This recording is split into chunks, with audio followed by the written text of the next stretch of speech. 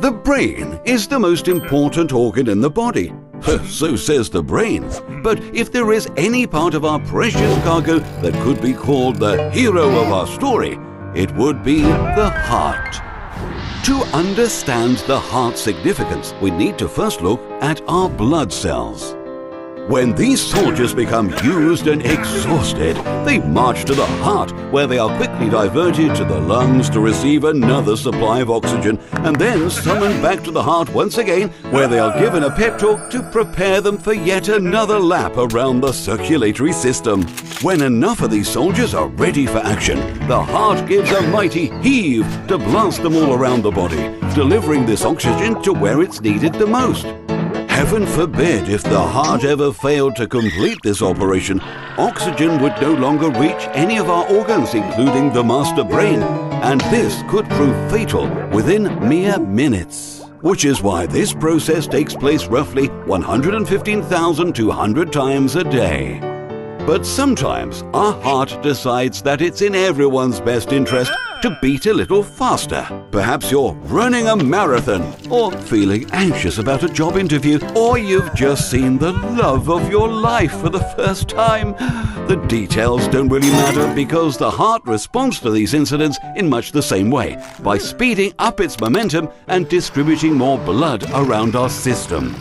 Which begs the question, why are some forms of a raised heart rate, such as jogging or dancing, encouraged by your doctor, while others, such as stress or smoking, warned against as potentially fatal?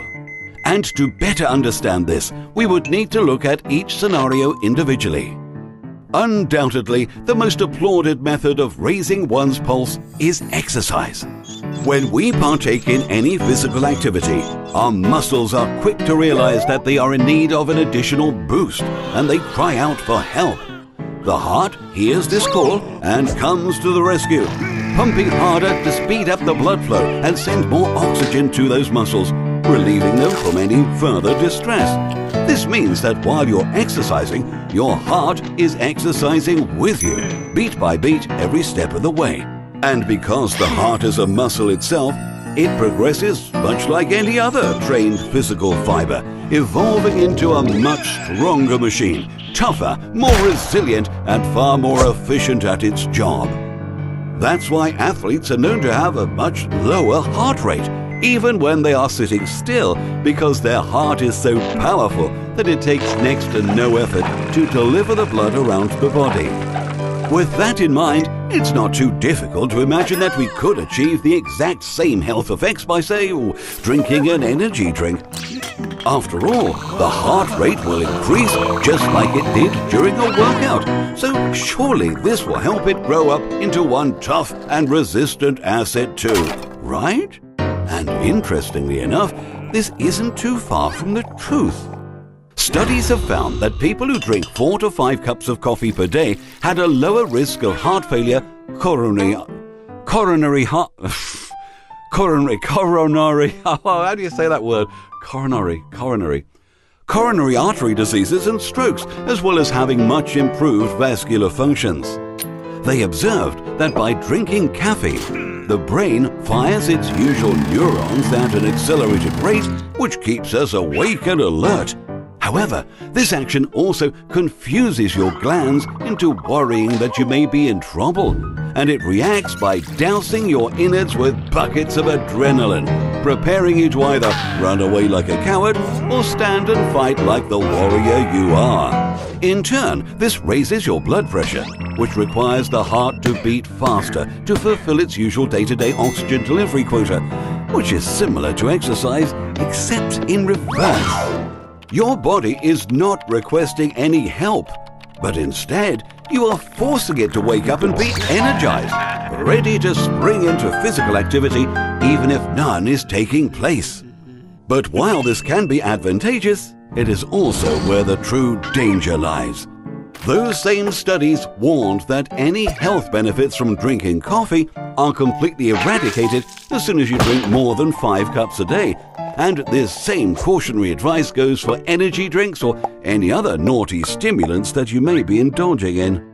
If we think back to a prolonged session of exercising, we will notice that there are a lot of fail-safe mechanics in the body designed to prevent you from pushing the heart too far.